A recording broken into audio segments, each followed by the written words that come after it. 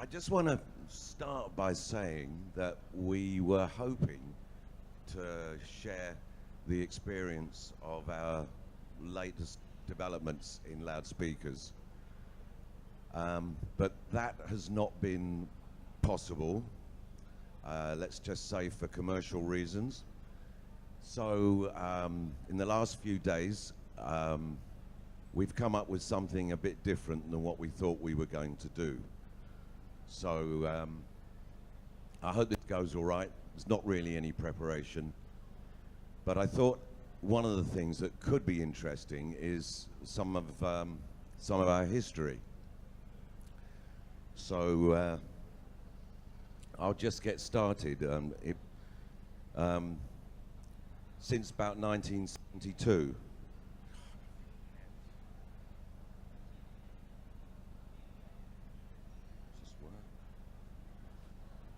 Okay. This is a very early sound system that we put together. This is before we had the mid-range, using a lot of JBL horns. These boxes here are tuba 15s. That's actually my younger brother. So this is what, was that 46 years ago? Here's a bit later. And I've always been into the esoteric side of vibration and loudspeakers, and this is actually a pyramid. It's the same angle as the one in Egypt, and that was a 30-inch speaker with a very tiny coil. Didn't really work that well, and this is the beginning of the turbo and the axe head right there. So that's in '74. Right. Next picture.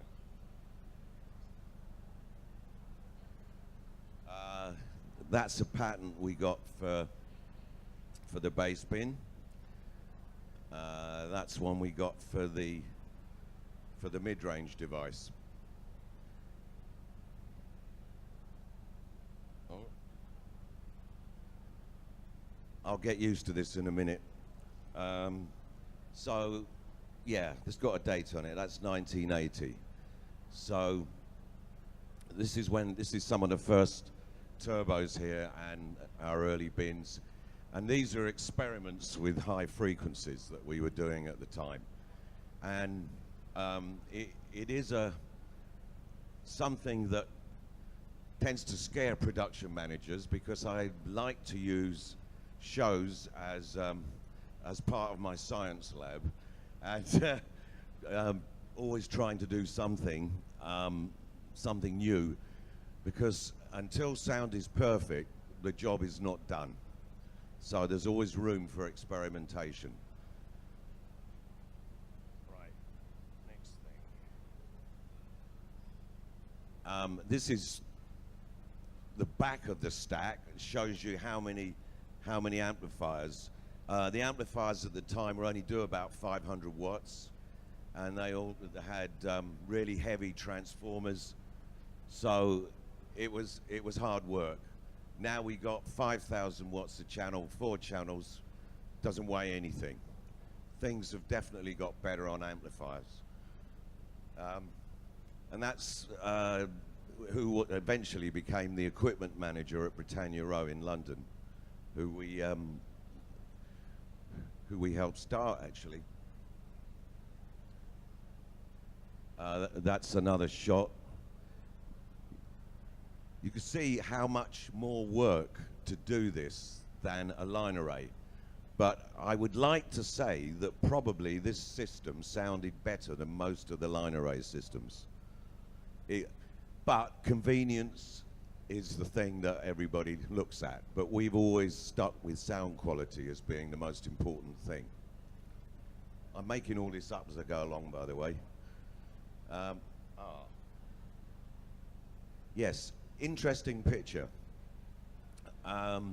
This is the second pyramid that was built at Glastonbury. This is the roof, but some of these beams were not level, and there was 7 or 8 people built this pyramid from telegraph poles and trees. There wasn't much health and safety, Tim. It's very funny, actually. But one morning, there was a great big circle of water, like a saucer, maybe 10 meters across. So we drilled 3 holes in the middle. We had these big drills, about 25 millimeters across, and we all stood around and watched the water go out because, you know, like big kids, we were enjoying watching the water go out of the holes. Is everybody with me so far? Because I'm coming to the punchline. So we had, say, 1 hole here and 2 here. This hole, the water was going out the other way round.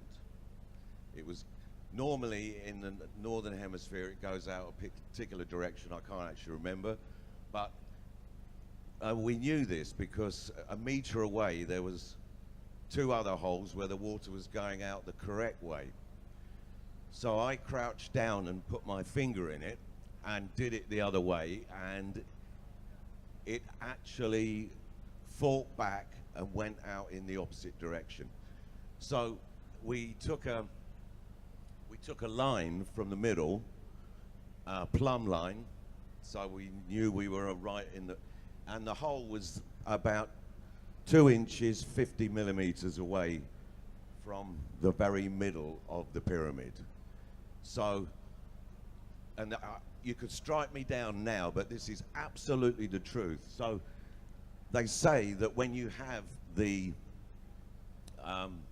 angles correct for the skeleton of a pyramid, the effect becomes apparent. And there was 7 people saw this in 1980. Of course, nobody had a camera, there wasn't phones or anything like that. But I'm still standing, and this absolutely happened. So there is something, in fact, I mean, I've been to all kinds of places in my life, but I've never seen such a powerful expression of the metaphysical in the physical plane. And that really happened. So that's quite an interesting story about the building of the pyramid.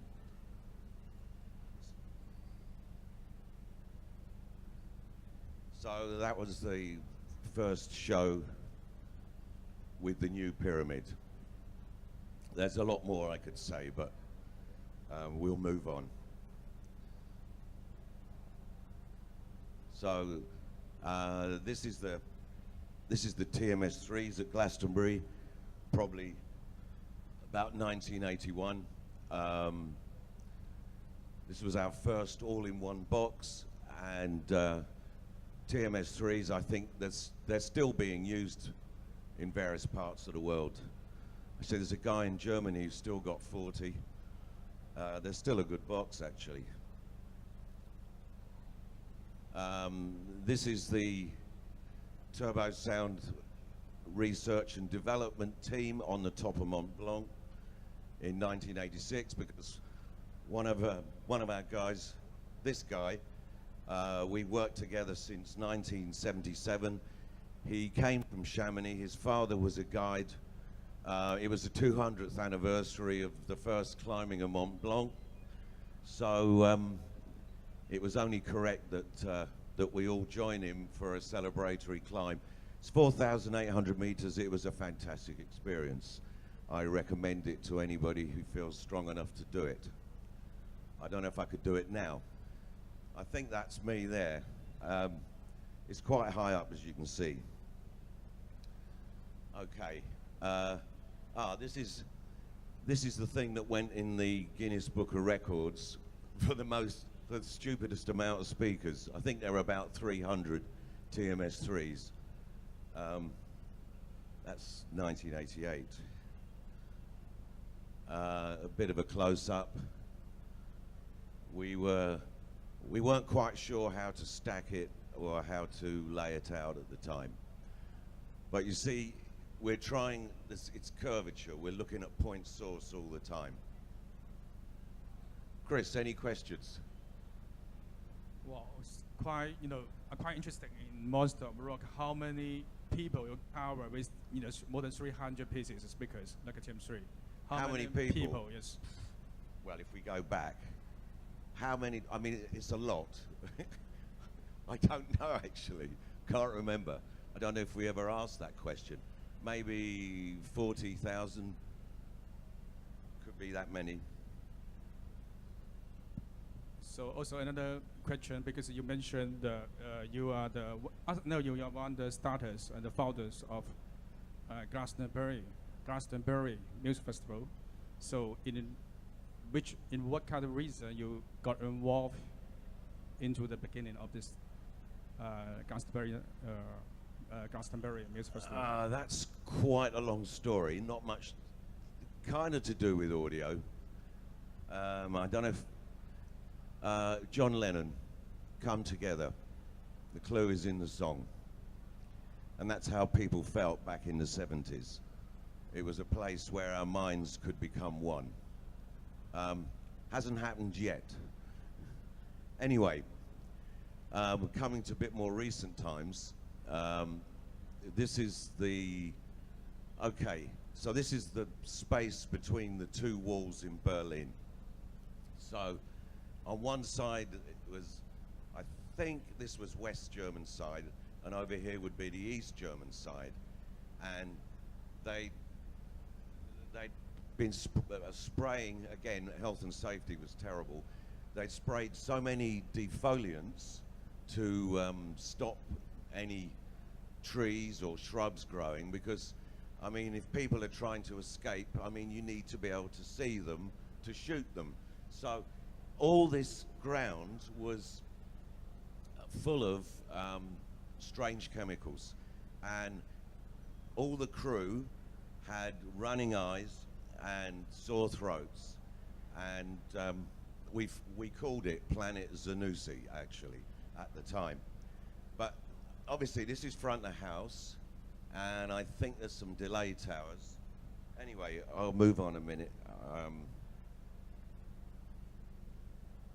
So that's the wall going up. All these were polystyrene blocks, quite big ones.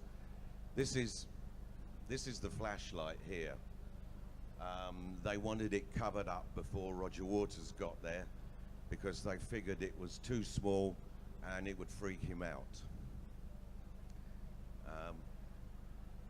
Bit more, you see this side's already covered. We put the bass along here.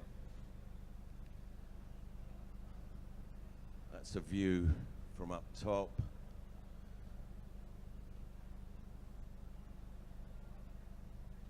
Some of the bass going in. So this is flashlight, and this is my foot. What else can I tell you? Front of house view. That's Gary Bradshaw.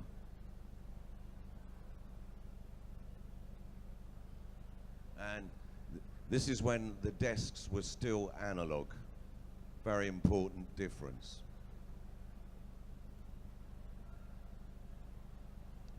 And that's the wall in place.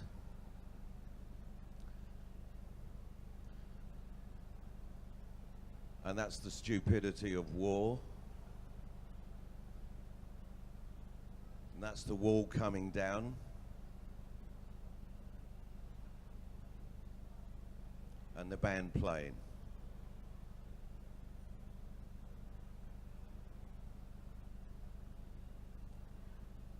And that's what it looked like afterwards. And I'm just trying to see.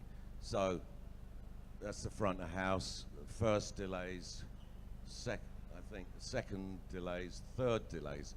Actually, the crowd was 350,000, and it went all the way to the Brandenburg Gate. And actually, I feel very honored to have been part of probably one of the most important shows that ever happened.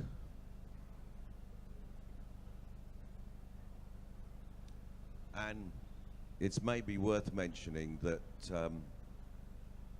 it was the first time we'd ever used flashlight as well. And this is the second time back at Glastonbury.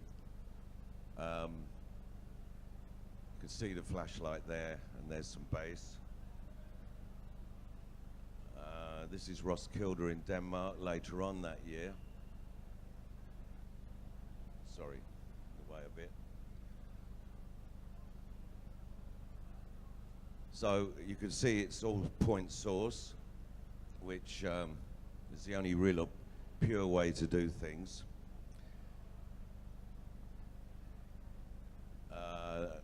This room in Paris is one of the best sounding rooms I've ever been in, because being inside is always a problem.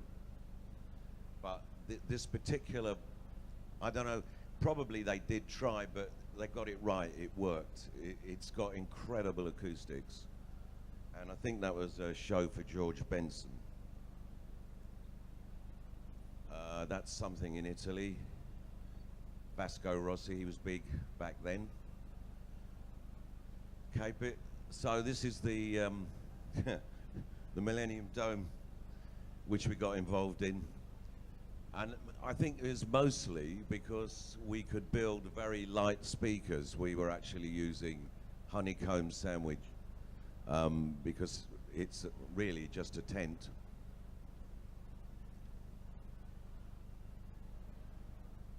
And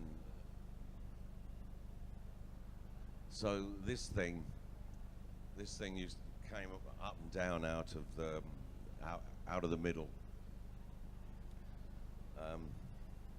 Probably one of the most political things I've ever been involved in. Absolute insanity. Okay, here's Tokyo Dome when we did Jamiroquai. This is with the Resolution series. That's a shot of what we put it up before it went up. And that's me and my longtime partner, John, feeling very pleased with our system.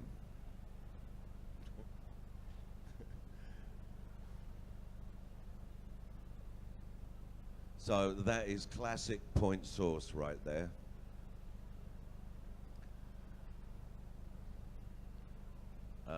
Few more shots.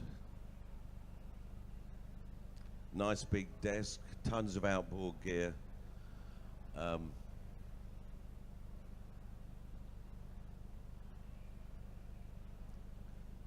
Yeah, the F218's the bass. That was rehearsals. I think that was Osaka Dome, which is also quite big. Interesting shot. And that's the show. So, bit of history. Currently, our new thing is Vero. See, about 6 or 7 years ago now, it was late March.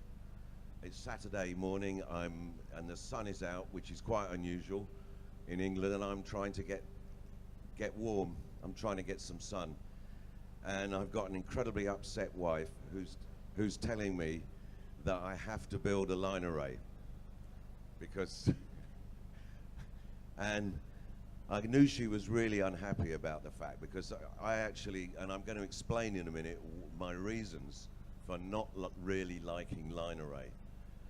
So the thing you think about, so I thought, okay, all my preconceptions, I'll put them to one side. Think of something good about a line array. And the only thing I can think good about them is that they are quick to put up. They're very easy to hang.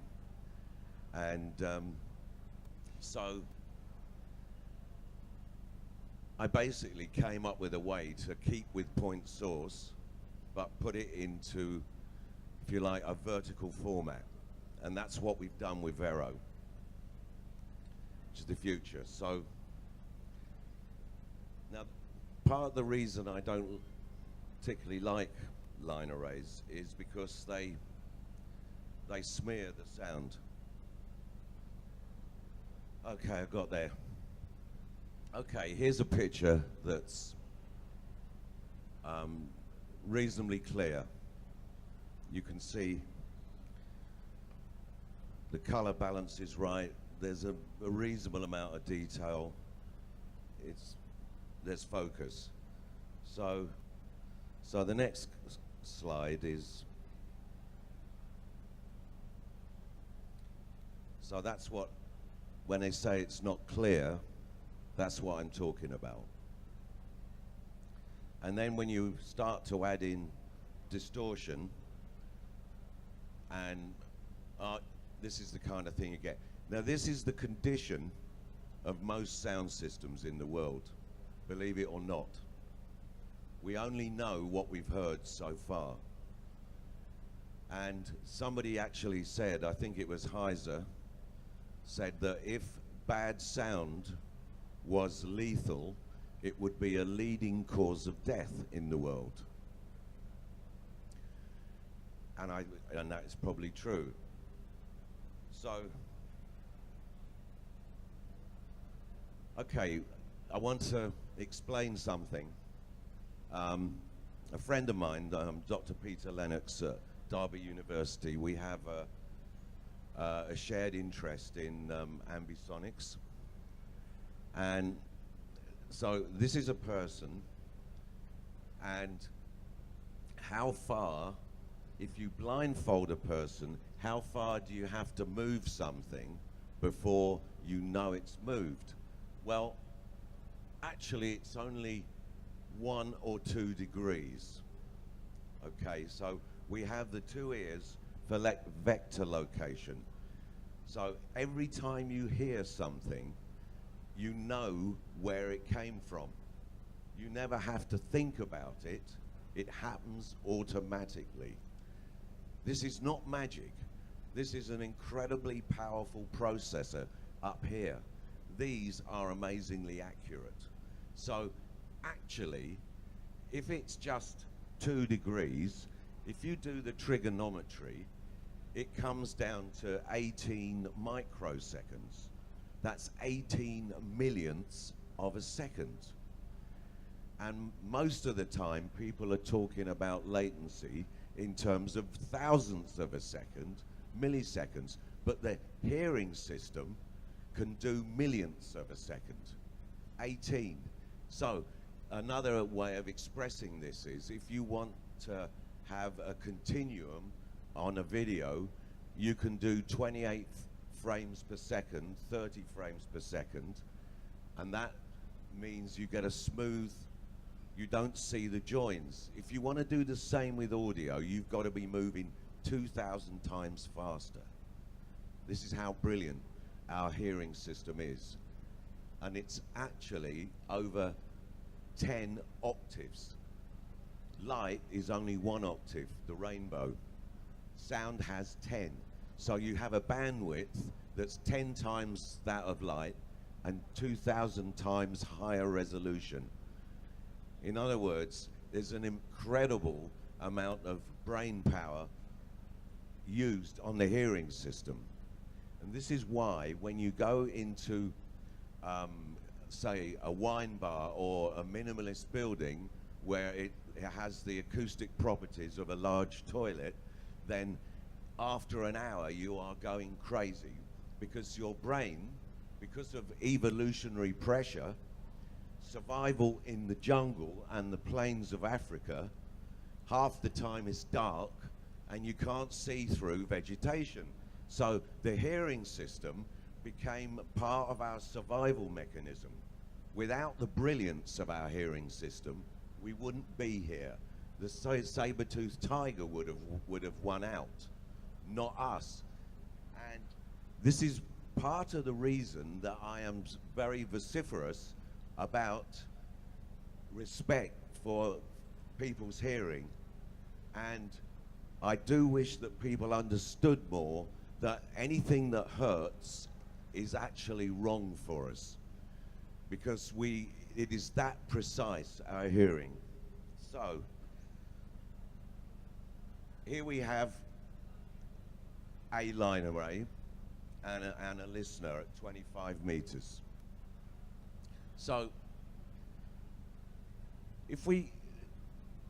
these are the different distances from the one listener, because a lot of the frequencies are actually audible from all these boxes at once, and they're all in different places.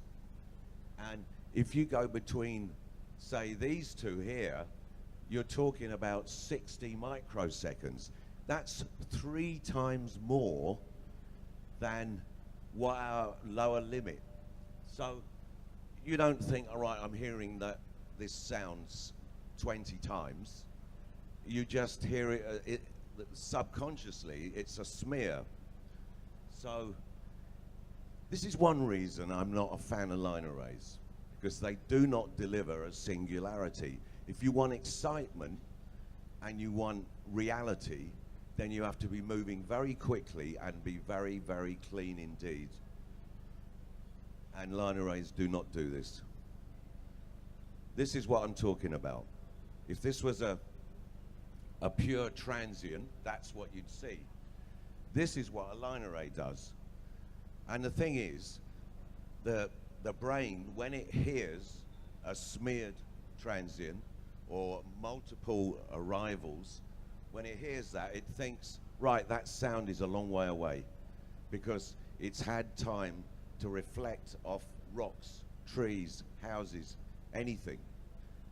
And that's what gives you multiple arrivals. So you will never get the picture of the audio without the speakers from something which is delivering it half a dozen times the same thing. Another aspect of this, so this is just a typical waveform.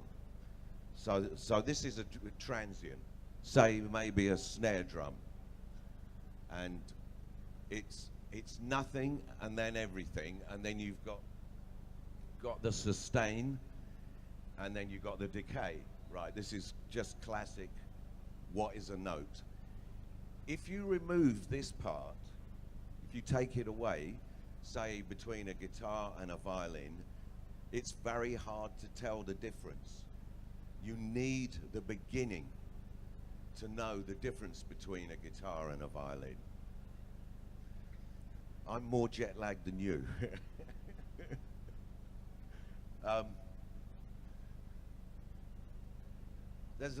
This is another reason why you need speed, is because if this is the real one, if the speaker is slow, then this is what happens. And actually, you never reach the full dynamic range either.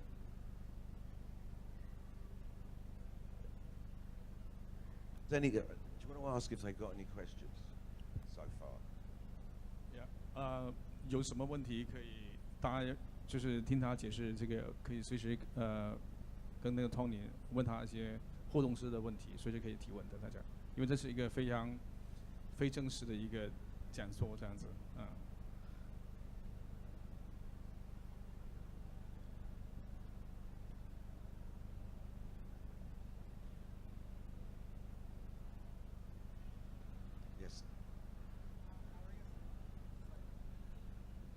，Sorry, we need the question translated as well.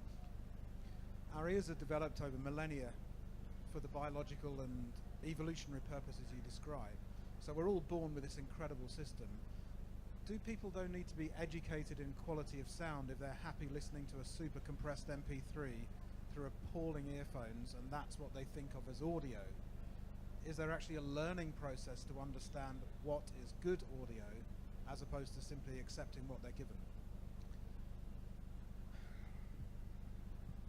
That's a good question, Tim. I think when you hear good, even if you've never heard it before, it stimulates you in a way that you're not used to. It is a fact that when we started to introduce mid-range into PAs, people got upset because they thought there was something wrong. So we do adapt. That's the problem. We have adapted to bad sound. and we shouldn't be.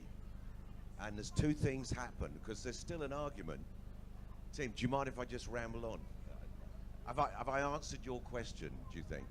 Because I think you will recognize it, but one of the things about audio is you can't see it, and we're very focused on what you can see. And I find it interesting that stages have got bigger, the light shows have got bigger. I don't see that the sound is standing up for itself at all in the world. It's all about how it looks now. And in the beginning, it was about how it sounded. So what's happened? What's happened is that we've had digital, most of which has been really quite bad, and the other thing is line arrays. So if line arrays are spoiling the sound, and the desks are spoiling the sound, which they are, so that's just another picture to show, if you like, what happens to a sound when you hear it lots of times, or mixed up latencies in digital. You don't get the pure picture. Things aren't all together. And it doesn't excite you. Actually, it bothers you, because the brain picks it up and doesn't know what to do with it. Because remember, it's used to analyzing things down to 18 microseconds. So it gets quite disturbed by this kind of thing. And as you do visually, this looks rubbish. Well, most of the sound we're hearing is like this, believe it or not. And I suppose Funktion-One is not just commercial. We're still in charge. The person who, if you like, is charting the course is absolutely fanatical about getting this idea across to people that audio is not finished. There's a lot to do. And it's interesting that after 30 years, there's still an argument, a debate between analog guys and digital people. And my comment about digital would be, if it's digital, your first reaction should be suspicion, because it's much harder to get digital correct. Analog never has any timing problems. It's always, there are no latencies, there's no processing time. So, and the audio has been dismantled, turned into numbers, and it's how well those numbers take up the digital, and then when you reassemble it, how well that's done. I only know of 2 desks, which I'm not allowed to say, but there's only 2 digital desks in the world that are any good at this point. Otherwise, you're better off using analog. So the thing is, the digital desks have smeared how bad the line arrays are, and the line arrays have protected the digital desks. So, and nowadays it's about how fast it can be done, and everybody has to have everything the same. You're only allowed to use 3 PAs in the world if you're a big touring band. It's become very, very restricted. And then you're talking about, well, I'm talking about file quality. So this would be an MP3, and this would be maybe, you know, a high quality WAV file. If you get to 96 kilohertz, 24-bit, it's probably okay. It's not going to be upsetting. But Tim says, if this is what everybody's listening to, it's just driving the whole thing through the floor. And another thing about an audio system is, it's not anything in parallel, it's a chain of processes. So imagine this chain of events is like a series of windows. Maybe you've got 10 windows, one in front of the other. If they're all clean, it's fine, you can see the view, but it only takes one dirty window to destroy the view. And this is why good audio is very rare, because you're dealing with the file quality, the level of the mixer, whether the gain structure is right. How many DJs do we know that run into the red? How disrespectful is that to the audience? How much money are they getting paid to do this? To me, it's incredible. My world is quite difficult, to be honest. So you've got the file quality, you've got the gain structure, you've got the quality of the mixer, the transmission. I think Kieran's going to be talking about Dante, which is an amazing transport protocol. It's really good quality. We love it. Then you've got the speakers. By the time it gets to the audience, it's just a mess. I mean, it's noisy, but it's not as good as it should be. And I think the final one I got here is, so this is actually a stretched out picture of a file. It was actually Bob Sinclair, Children of the Sky. Really nice track. Personally, I relate to it. So I bought another copy because it sounded so bad. So this is what a digital file can look like that's okay. When I examined this CD that I bought, I found that it was 0.1 of a dB below clip all the way through. So every one of these flat things here is pure distortion. Now somebody did this in a expensive recording studio and must have listened to it. I do not understand how they managed to put it out. It was that bad. And I'm sorry, it's become an example, but there it is. So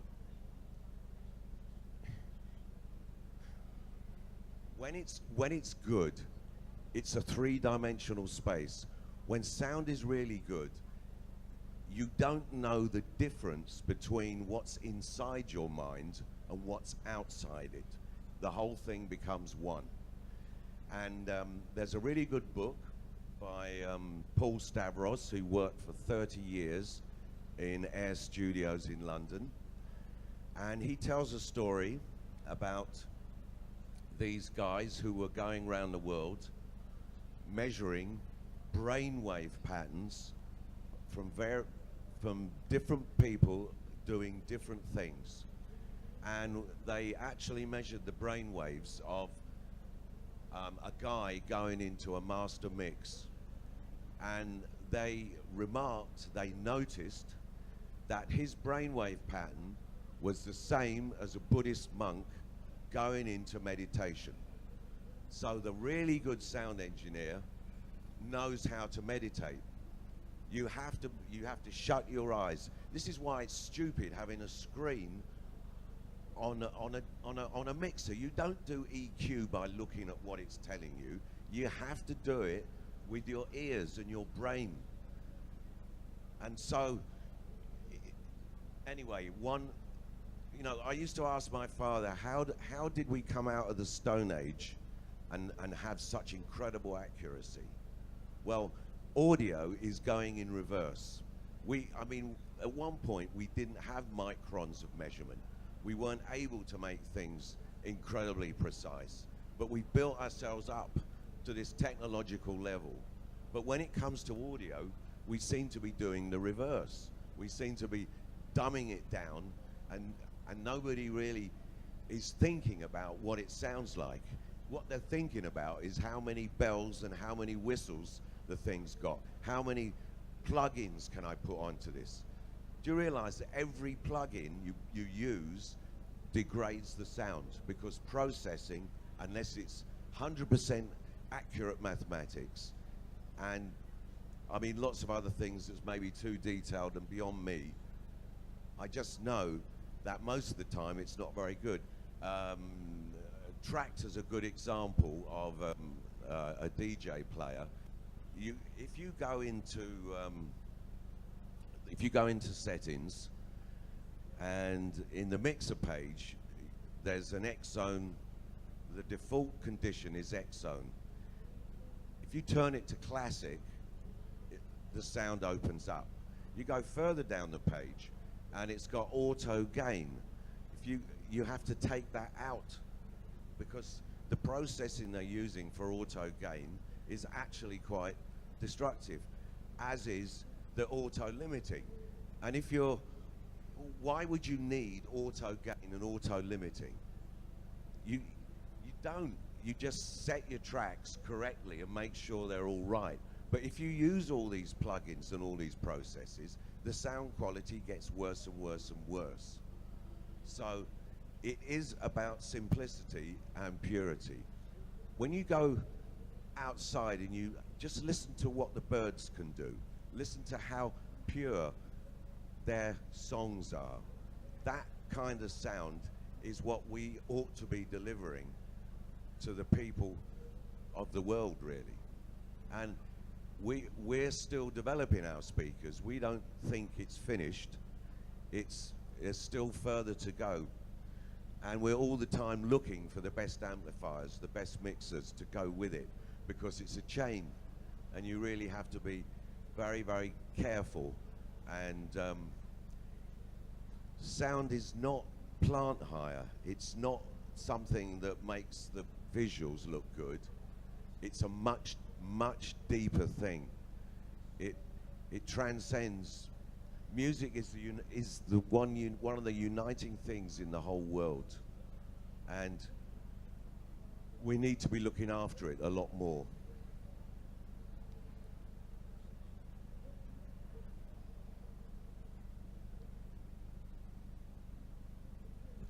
I think that's all the slides I've got. I am open to any questions at all. I don't know how much time we've used. Where are we? 3:45.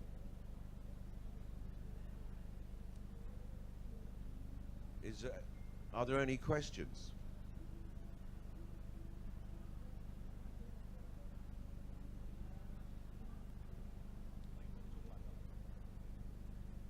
Tony 老师你好，我在这里呢，我对音频呢是非常的要求很高的。我是一名 DJ， 然后我每次在播放音乐的时候，我都会感受人跟音乐跟声音的结合，它自然。我感觉到我用身体的细胞或者是身体的每一个部分去感受一个音响带给我的感觉，然后去横断这个音乐音质是不是最好的？这种方法可以吗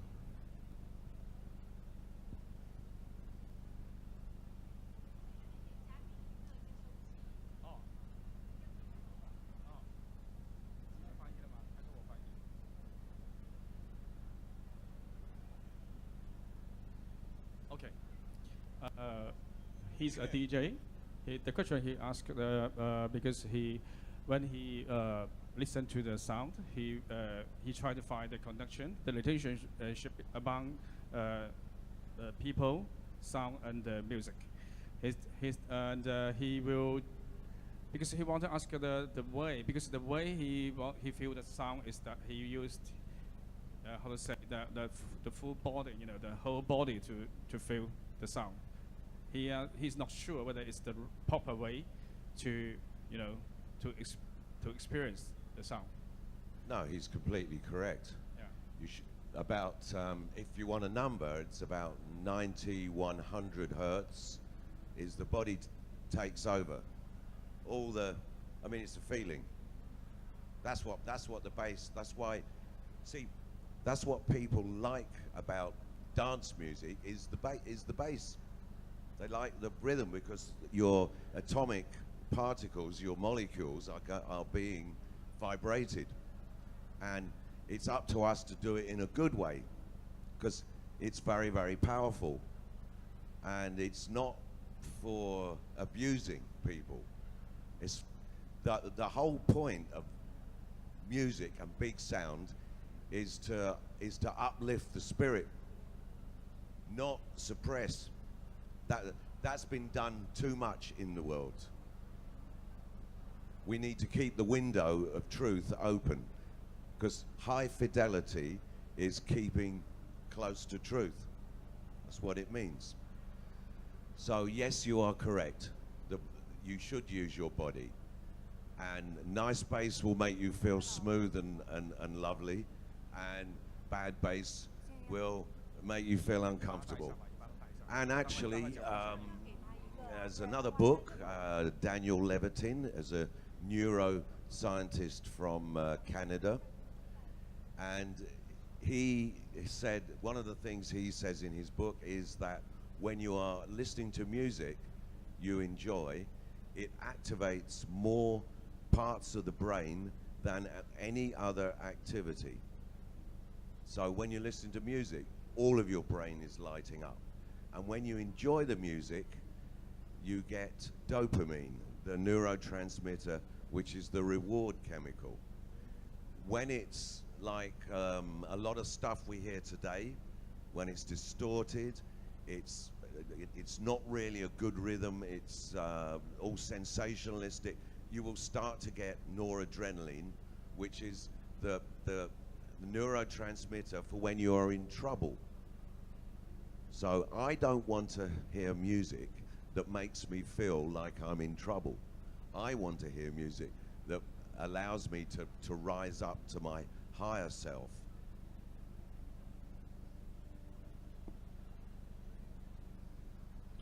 Tony, I got some questions. You know, it's nowadays quite some people.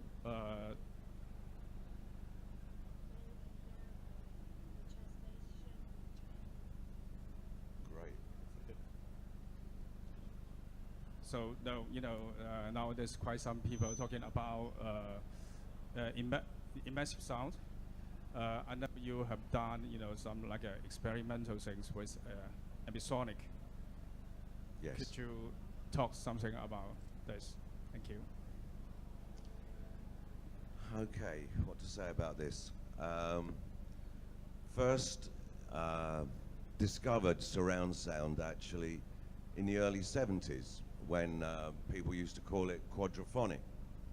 And there was a system from Sansui, I think CBS. They also had a system.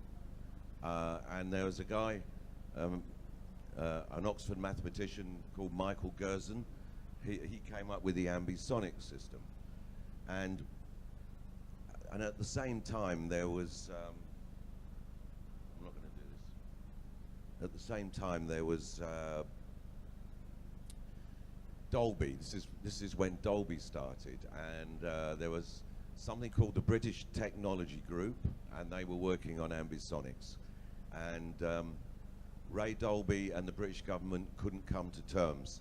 So his system was discrete, so if you want a location, you put it into that speaker. The way ambisonics worked was all the speakers were in a conspiracy to give you the vector location as to where it is. Now, we'd been at Glastonbury right through the 80s, done all the bands, done all the sound.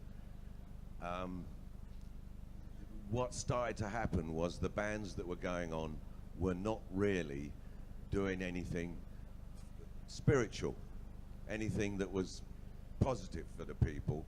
So I became disenchanted, shall we say, and I persuaded Michael Eavis to let us have a field on the edge of Glastonbury, where we started to do experiments with ambisonics.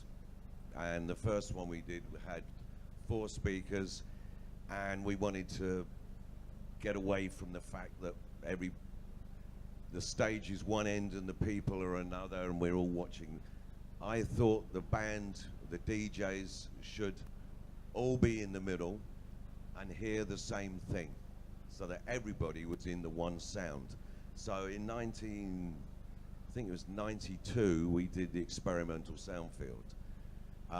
It was an interesting night, and I'm glad I survived it. So we learnt from that four speakers is not really enough, that we needed 6. So we started to do things hexagonally, and it's a much more satisfying shape. It's a more natural universal shape, the hexagon. It's honeycomb, it's snowflakes, it's all the natural things. And actually, you know, you want to try and do it with as few speakers as possible, because it's difficult putting sound speakers around in a field and getting all the signals to them.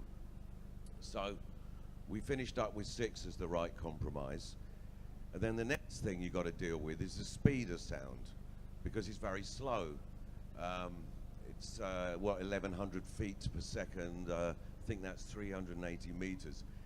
Light is 186,000 miles per second. I don't know what that is in kilometers, but it's a lot. So you can only make an ambient pure sound field so big before it starts to disintegrate. In other words, if you hear something percussive and you stand near one speaker, you can hear a doubling, so like a snare. If you use chords or pads, it's okay. So since Dante and the amplifiers were built in crossovers, it's become a lot easier to do it. And last year we did a 6-pointed perfect hexagon.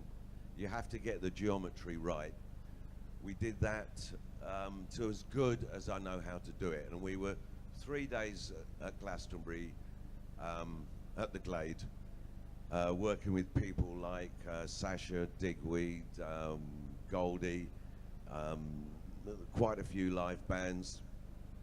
And to be honest, after a while we got bored with it. We actually just wanted to hear good stereo, and I find it really ironic and perhaps typical of the way my life seems to work, that just as we got to a point where we've explored it to its fullest extent, and we're actually not entirely convinced, that everybody's suddenly talking about immersive sound. And my statement to the world would be, I think we haven't got stereo right yet. I think there's a lot of work to be done there. So maybe it's a good way to sell more loudspeakers, but the demonstrations that I've heard so far, to be honest, I'm not entirely convinced. I think it's very, very complicated, and there's so much more to be done with stereo. If you get stereo correct, that is really immersive already. So that's what I can tell you about Ambiosonics and the perspective it gives me. Perspective, I mean. 哎，老师你好，我是做室外演出还有室内舞台剧的。这个 PA 喇叭到观众的距离是很长，我之前都用的是线振。刚才老师说这个音质要好的话，但是用线振这个每一只喇叭到这个观众的时间是不一样，所以可能有损音质。所以我想问的是，Funktion-One的话，这个是怎么解决的？谢谢。It's quite a good question. Good question. I can't really tell you because it's too commercially sensitive. How we managed to do it. Took a long time to understand what to do. What I can tell you is that with the Vero system, if we have 3 speakers and then we add 3, we get a perfect 6 dB addition. There is no cancellation at all.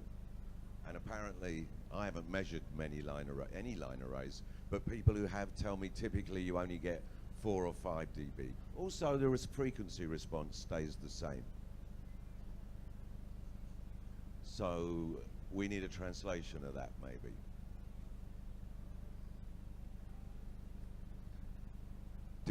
Did the translation work? 可以可以。 Good. Okay. So I'm sorry I can't tell you. Thank you, thank you. Hi Tony, I'm Hello. also a Funktion-One user. I'm running a club equipped with Funktion-One. While I travel around, I saw a phenomenon. Different users are choosing different cables and mixers. Sometimes even they are not following the Funktion-One amplifiers. So, do you think how much decrease or how much differences between their choices by the cables, or how much effects if you are using different cables? Well, it's delivery the accurate sound from Funktion-One. So, yeah, I always struggling which cables. There's no like official suggestions. Thank you. Yeah, I understand your question. It takes a long time to know the relative importance of certain things. The main thing about cables is when you're delivering bass, there has to be enough copper for the current to be quick to get to the speaker. It doesn't want to be like it's, well, it doesn't want to be restricted. If you can get monocrystalline and you can, you know, you have directional, but the thing in life is to know exactly how to dance, really. So as long as the cables are big enough, then that's okay. You need a reference. You need to know what, and not everybody has that. So the thing about loudspeakers is the percentage distortion. Interestingly, nobody prints distortion figures in loudspeakers anymore. They used to. There used to be a fundamental, then a second and a third harmonic, and you could see the difference. We are going to start printing them ourselves again, but it's funny that nobody does. But speakers have always been the worst thing in the chain. So amplifiers mostly are okay, but not always. I mean, there's a lot of good amplifiers around. I think you look for, I don't know what else to tell you. It's difficult. If there's, the most popular DJ mixer has been pretty bad for a long time. Not very good. I'm not going to mention a name, but it's worth looking at analog mixers for sure. What else to say? One time I was able to demonstrate a USB cable, like using a printer cable and an entry-level hi-fi USB cable. And if the rest of the system is good enough, then you can hear a difference. And digital is actually have to be more careful with the cables than you do with analog, because you know it has to know if it's on or off. You know, and it's a square wave. It's like this. When you knock the corners off, it starts to become difficult for the reception to know what it is. What else to say?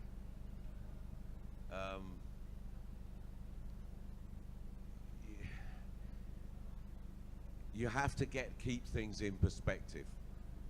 So some things that people talk about in hi-fi world, you will not notice unless a lot of other aspects of the system are good. Otherwise, they're invisible. And I think that's all I can say about that.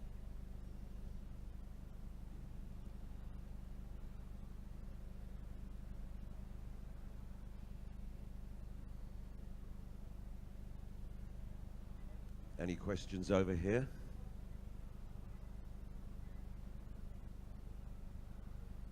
So Tony, I got a question for you. What kind of principles you think for to do a good sound, you know, for a big music festival or big music festival or something like that? What's the main principles to do a good sound? Your experience. Thank you. Maybe I could describe what I'm thinking when I'm engineering something like Ultra Miami. People say, well, what are you doing with the DJ signal? You can't make it better, but you can use the EQ.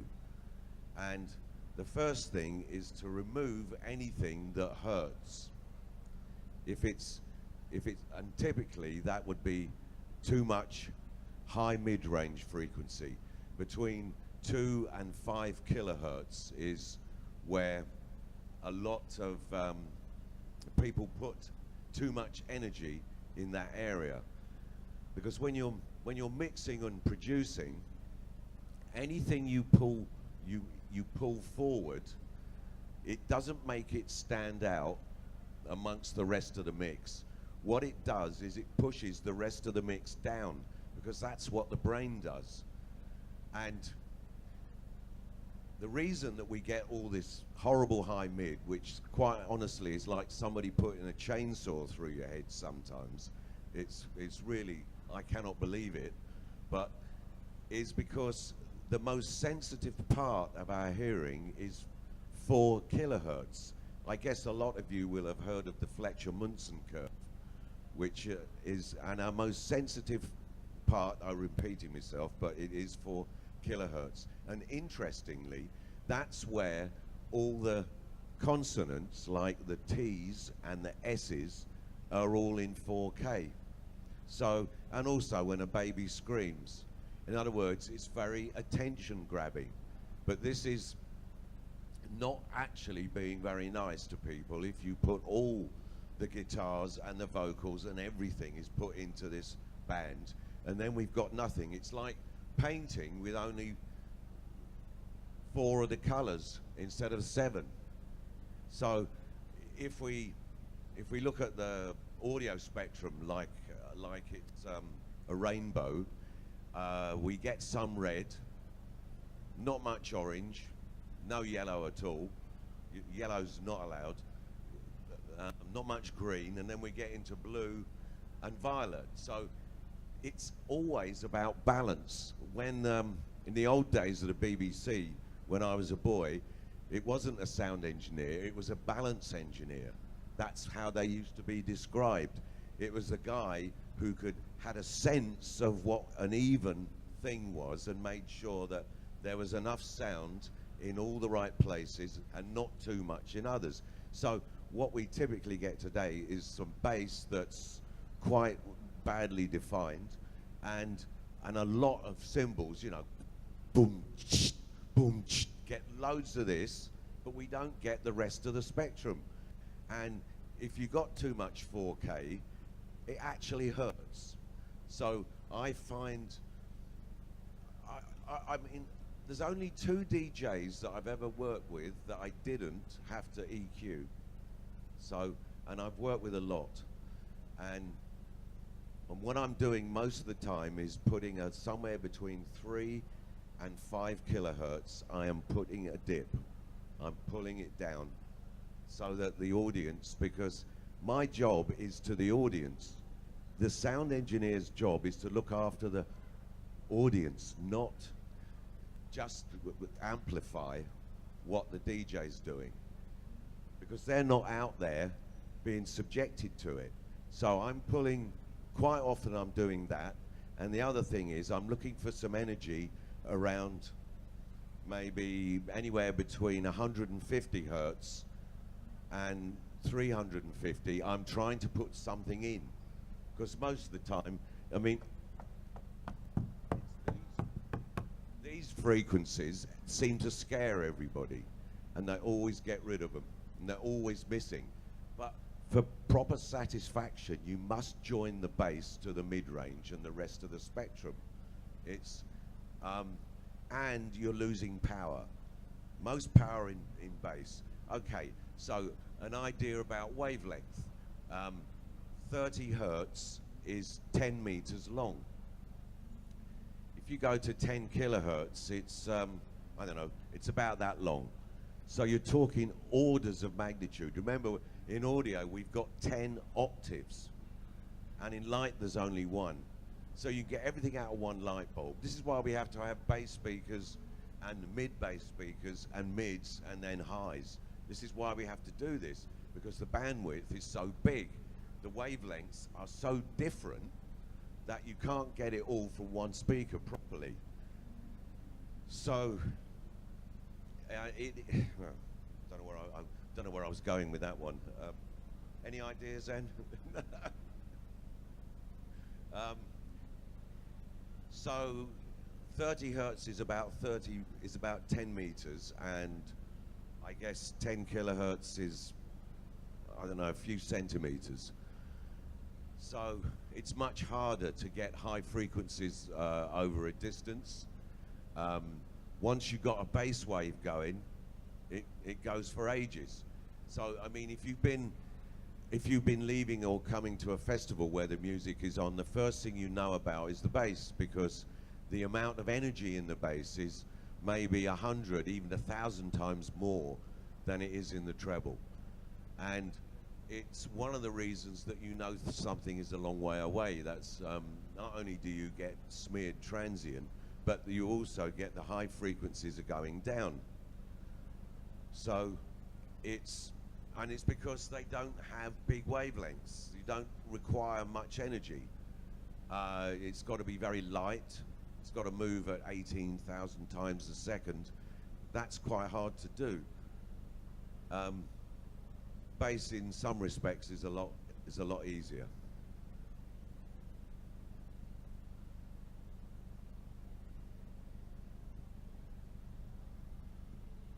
Tony, is everything too loud, or am I just too old?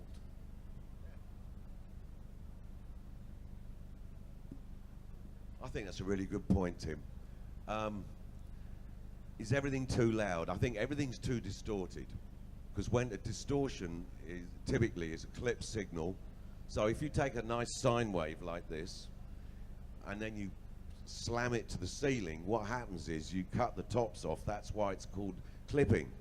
When you cut the tops off, you're just left with this vertical thing, which starts to approach a square wave. Now, square waves are completely unnatural and really bad for your hearing, actually, and quite unpleasant and uncomfortable. So I would say that quite often people do get crazy and make things louder than they need to be. The good engineer will know a space has there's enough to make it interesting and exciting, but too much will start to crush people, and a good sound engineer will understand there's a window where the sound level is just right. So that's just level, but when you add distortion in and all this crisp packet chainsaw sound that we have to have, then actually any at all is too much, in my opinion.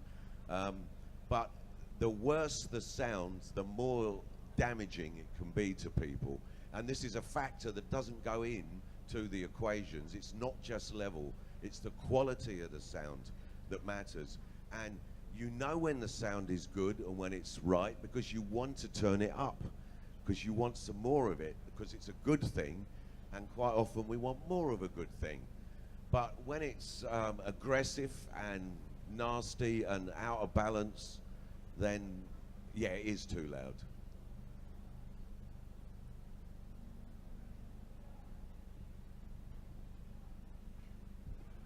你好，通理老师，我有个问题，就是I have a Funktion-One dance stack，我想问一下，我怎么样可以把它发挥得更好，做得更好？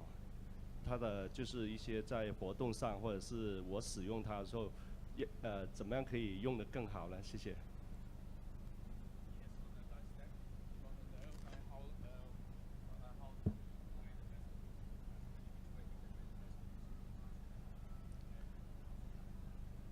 How can you make the best use of it? Well, make sure all the settings are in correctly, and then a balance between all the components is nice.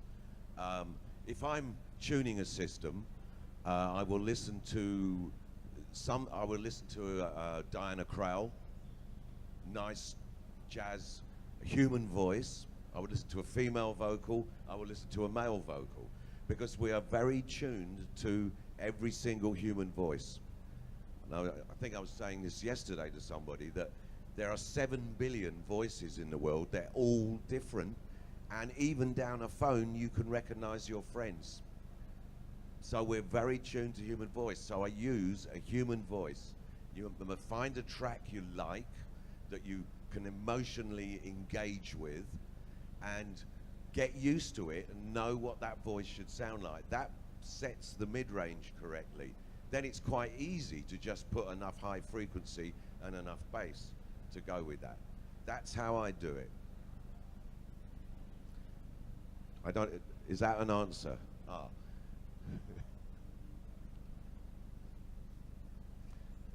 See, the best machine in the world is in between your ears. It's your brain. And everybody has good hearing. It's just how well you interpret it.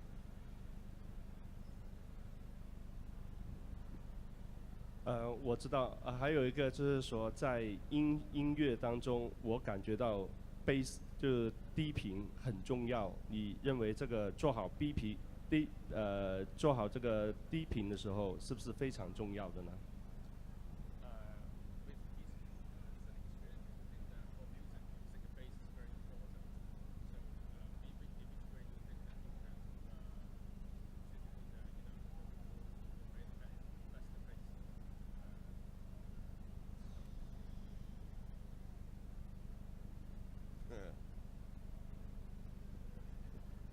It's quite hard to find tracks with good bass, actually, because a lot of the music is made on things that don't actually, on speakers that don't go really low enough or strong enough, because it's hard to make those 30 hertz waves. You need big speakers to do it, so it's not that common.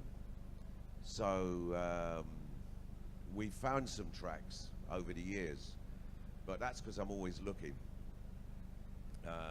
Mac had a really nice track earlier on. That's a new discovery. So I don't know what to tell you. You just get enough. If you got too much, it's it's balance. This whole sound thing is about balance, definitely. Sir.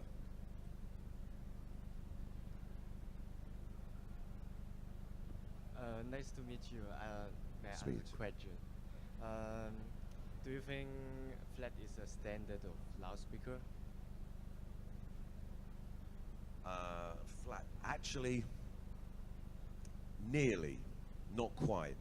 What I like is the way they used to make the EQ they used for vinyl, when they were cutting vinyl.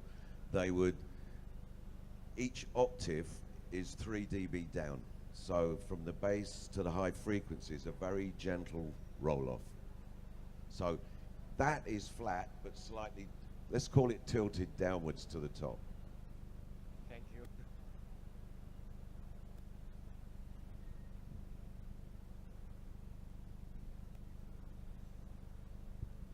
Tony 老师，我想问一个，因为我们都是音频工作者嘛，因为您也从事了好多年这个工作，我想知道您是平时怎么保护耳朵，以及怎么训练耳朵的？因为跟您一起工作的时候，发现您的耳朵非常的灵敏，因为您也工作一辈子了，所以也是造福我们后代吧。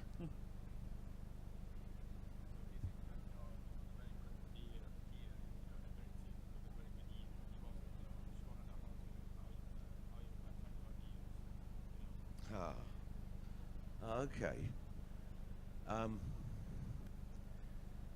How do you protect your ears? Well, when you're young, your hearing is its best. And I remember that when the sound was too loud, my ears used to itch. I could feel an itch in my ear. And I realized that my ears are telling me that that's too loud. So either you get out of the thing or you put in earplugs. And you must do this because once you got ringing, so if you get ringing in the ears, especially the following day, it's because damage has already happened. And I guess a lot of you will know that the cochlea and the ear canals, there is some very fine bone structure inside. It's also to do with your sense of balance, which is why when you're climbing a mountain and the wind is blowing in your ears, it's very hard to keep your balance. Anyway, that's beside the point. The point is that the highest frequencies have the smallest, finest bones, and if you break them, they do not come back. That's it. And when they're broken, after the event, you will have a ringing or a singing in your ears, and you really need to be careful and remove yourself. I can remember seeing young children with their heads stuck inside bass bins in the old days, which God knows what that was doing. But you know, they will pay for it for the rest of their lives. So you have to be careful.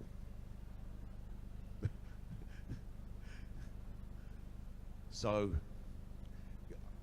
you should get a good pair of earplugs, the ones they make that take 9, 15 dB away, and you can put them in.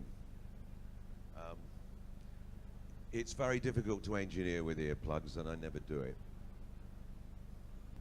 不好意思，Tony 老师，我的问题比较多一点。我想问一下，就是低音的话是全部放在地上堆叠好，还是怎么样去处理呢？比较好一点呢？就是多低音的一些活动。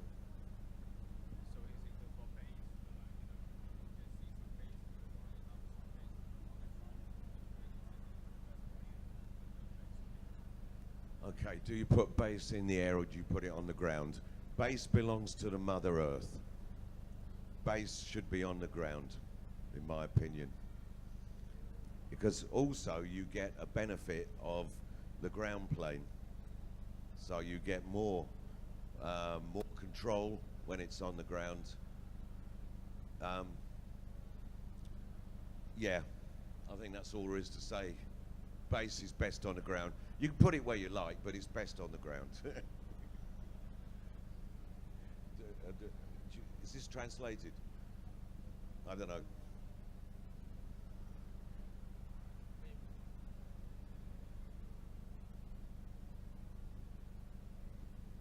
If there are no more questions,